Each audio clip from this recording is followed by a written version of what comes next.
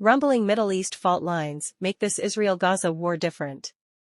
If this Gaza war was like all the others, a ceasefire would probably have been enforced by now. The dead would be buried and Israel would be arguing with the United Nations about how much cement could come into Gaza for rebuilding. But this war is not like that. It is not just because of the enormity of the killing, first by Hamas on October 7, mostly of Israeli civilians, followed by Israel's mighty vengeance as its Prime Minister Benjamin Netanyahu called it, which has mostly killed Palestinian civilians. This war is different to the others because it comes at a time when the fault lines that divide the Middle East are rumbling.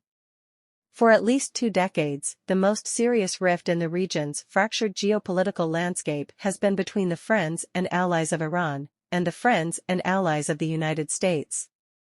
The core of Iran's network, sometimes called the Axis of Resistance, is made up of Hezbollah in Lebanon, the Assad regime in Syria, the Houthis in Yemen and assorted Iraqi militias that are armed and trained by Iran. The Iranians have also supported Hamas and Islamic Jihad in Gaza.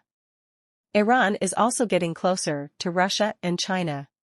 Iran has become a significant part of Russia's war effort in Ukraine. China buys a great deal of Iranian oil. The longer the war in Gaza goes on, and as Israel kills more Palestinian civilians and destroys tens of thousands of homes, the greater the risk of conflict involving some members of those two camps. The border between Israel and Lebanon is heating up, slowly and steadily. Neither Israel nor Hezbollah want a full-scale war, but as they trade increasingly heavy punches, the risks of uncontrolled escalation will grow. The Houthis in Yemen have been launching missiles and drones towards Israel. They have all been brought down, so far, by Israel's air defenses or by U.S. Navy warships in the Red Sea. In Iraq, militias supported by Iran have attacked American bases. The U.S. retaliated at some of their sites in Syria. Again, all sides are trying to limit escalation, but controlling the tempo of military action is always difficult.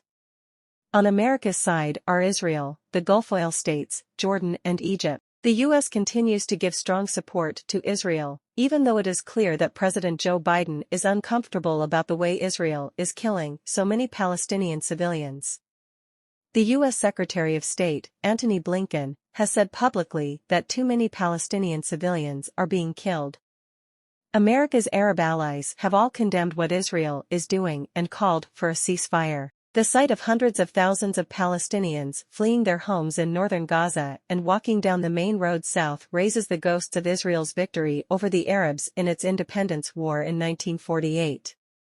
More than 700,000 Palestinians fled or were forced from their homes at gunpoint by the Israelis, events referred to by Palestinians as al-Nakba, the catastrophe. The descendants of the 1948 refugees include much of the population of the Gaza Strip. Dangerous talk by some of the extreme Jewish nationalists who are supporting the government of Benjamin Netanyahu about imposing another Nakba on Palestinians is alarming Arab states in America's camp, particularly Jordan and Egypt.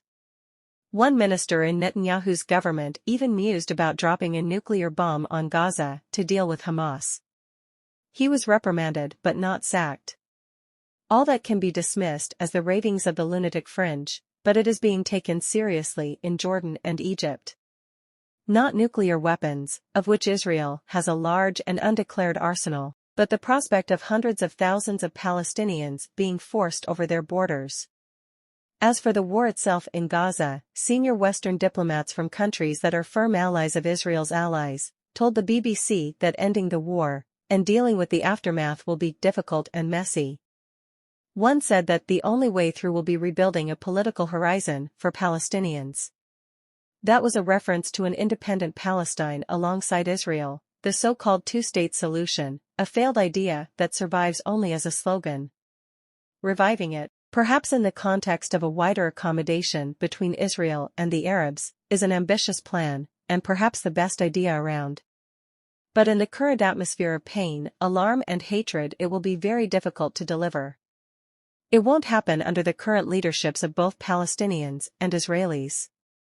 Prime Minister Netanyahu has not revealed his plan for the day after the fighting ends in Gaza, but he has rejected America's idea of installing a government led by the Palestinian Authority, headed by President Mahmoud Abbas and ejected by Hamas from Gaza in 2007. The second part of the American plan is for negotiations on a two-state solution, something that Benjamin Netanyahu has opposed throughout his political life.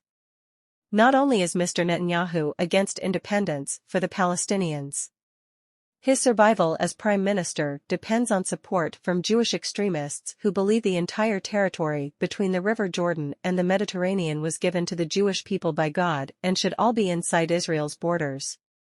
Many Israelis want him out, blaming him for the security and intelligence failures that allowed the attacks of October 7 to happen. The Palestinian President Abbas is in his late 80s and is discredited in the eyes of potential voters, though he has not subjected himself to the ballot box since 2005. The Palestinian Authority cooperates with Israel on security in the West Bank but cannot protect its own people from armed Jewish settlers. Leaderships change, eventually.